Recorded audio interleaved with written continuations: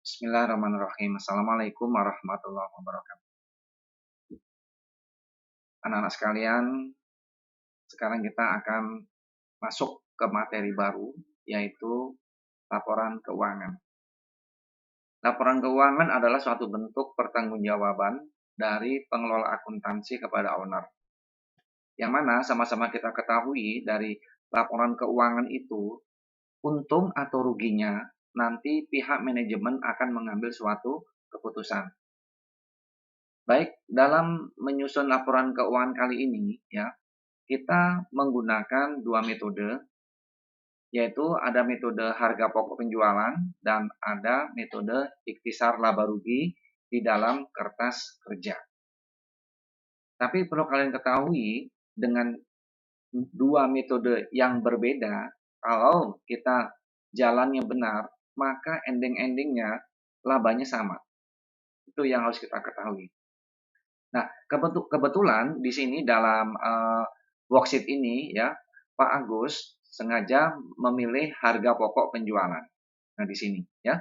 Harga pokok penjualan itu ada 6 komponen. Yang pertama persediaan barang awal dalam neraca saldo, kemudian ada persediaan barang akhir dalam informasi penyesuaian, kemudian ada pembelian, ada beban angkut pembelian, ada retur pembelian dan potongan pembelian.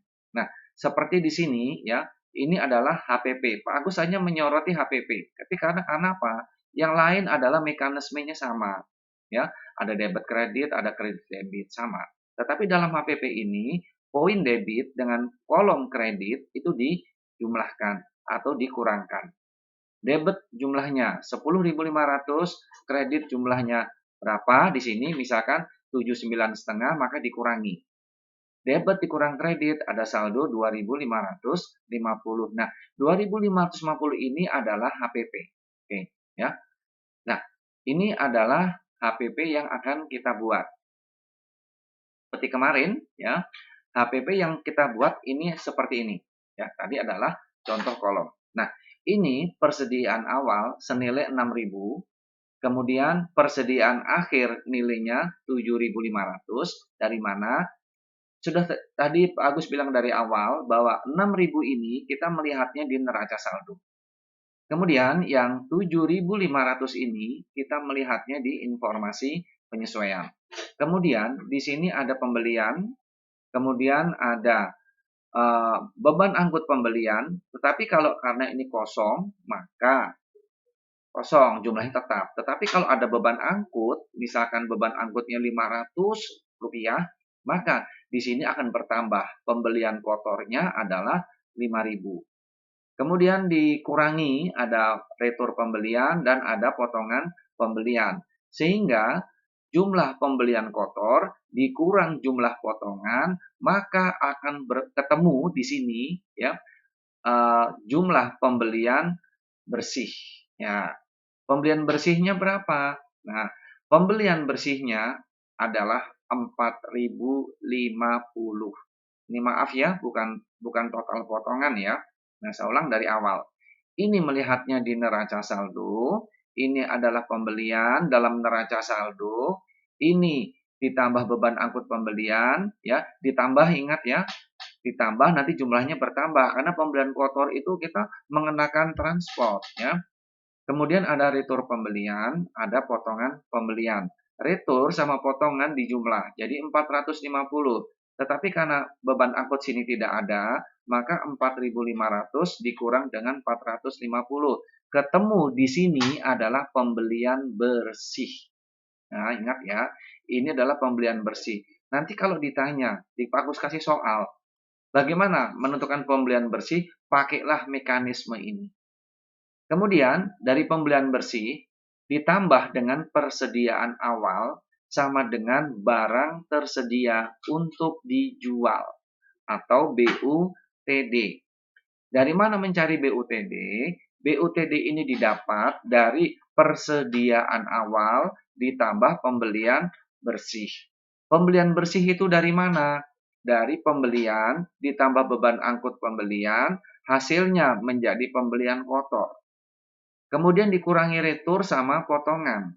Retur dengan potongan dijumlahkan di sini. Nah, ketemulah total potongan. Potongannya 450. Maka 4.500 dikurang 450 hasilnya adalah 4.050.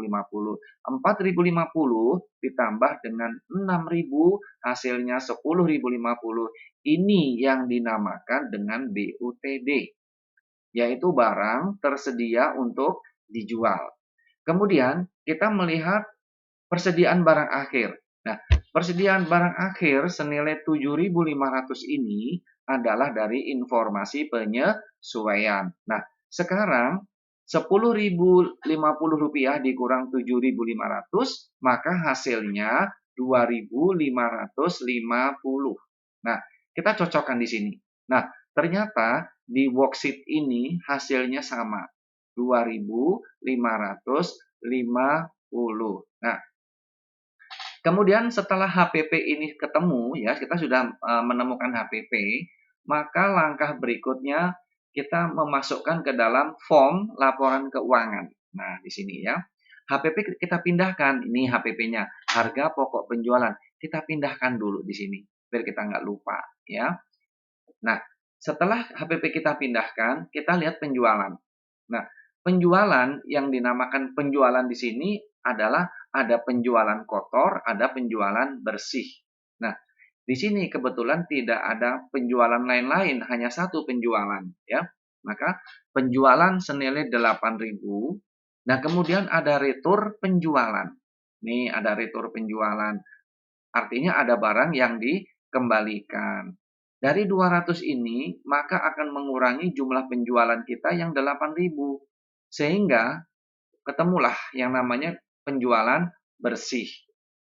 Penjualan bersih, dari mana kita dapat penjualan bersih 7.800? Dari penjualan, seluruh penjualan, ya, dikurangi retur sama potongan.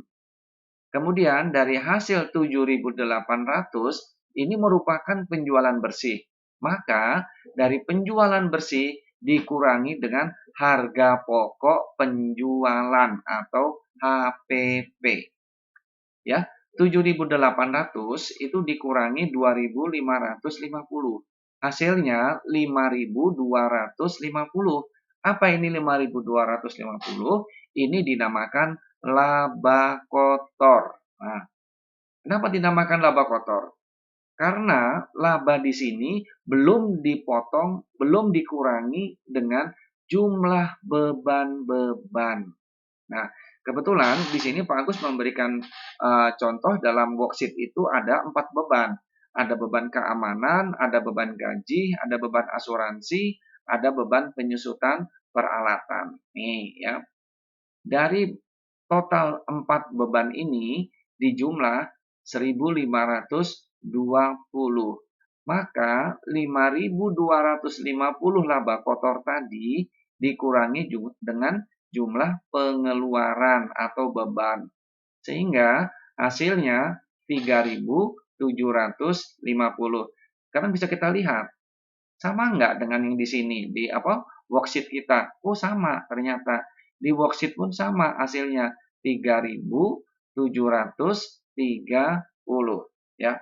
Nah, ini adalah cara menyusun laporan keuangan dalam perusahaan dagang dengan metode harga pokok penjualan. Nah, Pak Agus ulang sekali lagi, kita adalah menghitung HPP dulu. Ingat, komponennya ada 6. 1 pembelian, persediaan barang awal, persediaan barang akhir, ada pembelian, beban angkut pembelian, retur, dan potongan. Nah, setelah HPP kita dapatkan, baru kita masuk ke dalam laporan keuangan tadi. Ya, penjualan ini dari mana? Kebetulan di sini saya menyajikan hanya ada satu penjualan. Kalau nanti ada pendapatan lain selain penjualan, maka dijumlahkan. Tuh di sini. Tetapi karena tidak ada ya, tidak usah. Kemudian ada potongan retur. Nah, retur 200. Sehingga penjualan total, penjualan 8.000 dikurang dengan Rp200. Maka total penjualan bersih 7.800. Nah, ini 2.550 ini dari mana? Ini adalah HPP harga pokok penjualan yang sudah kita dapatkan tadi, seperti dalam menyusun HPP tadi. Ya, ketemu 2.550. Kemudian total penjualan bersih dikurang dengan harga pokok penjualan, baru ketemu laba kotor. Kalau nanti dalam laba kotor, Pak Agus ingin menanyakan, tentu berapa laba kotor yang didapat? Bahwa mencari laba kotor, rumusnya adalah penjualan bersih dikurang HPP. Nah, kemudian laba kotor sudah kita temukan, maka langkah kita tinggal menghitung berapa sih beban-beban semuanya. Sehingga total beban yang didapat 1.520. Sehingga 5.250 dikurangi 1.520. Sehingga ketemu laba bersih 3.750. Itulah anak-anak laporan keuangan kita kali ini. Mudah-mudahan kalian dapat memahami, dan saya ucapkan terima kasih. Assalamualaikum warahmatullahi wabarakatuh.